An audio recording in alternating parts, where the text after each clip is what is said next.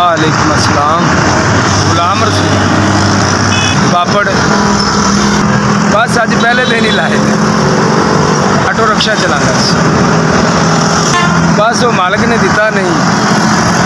Rickshaw चलाता सी मालिक ने दिता नहीं। छोटे छोटे बच्चे ने हुण फिर की करता भी हुण जी इस वजह तो लाइए भी चलो बच्चों की हाड़ी रोटी तो सीधी हो जाए है।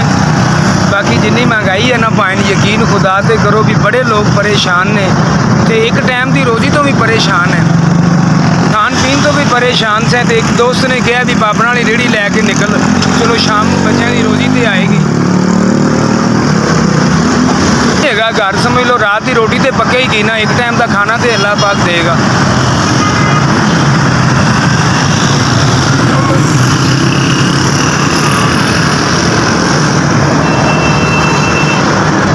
की करिए भाएं परेशानियां ने घेरा है, बड़े परेशान है। हालात इस तरह के कि एक टाइम की रोटी भी खानी बड़ी मुश्किल हो गई है। ये महंगाई, ये बिजली के बिल, ये आटा इन्ना महंगा है, बिजली का बिल इन्ना कर दिता है। अल्लाह भला करे इन्होंने हुक्मराना का, अल्लाह पाक इन्हों ते करम ही करे। साढ़े गरीबों के हालत भी अल्लाह रहम करे। बाकी हालात तो बड़े परेशान है भाएं यकीन करो।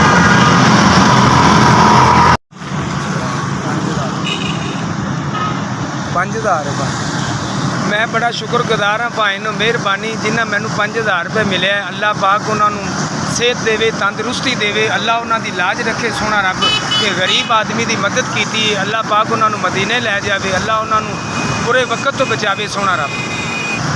SVS भाई मेरे वास्ते तुसी 5000 रुपये भेजा, मैं तुहाडा बड़ा शुक्रगुजार हाँ। बड़ी मेहरबानी भाई,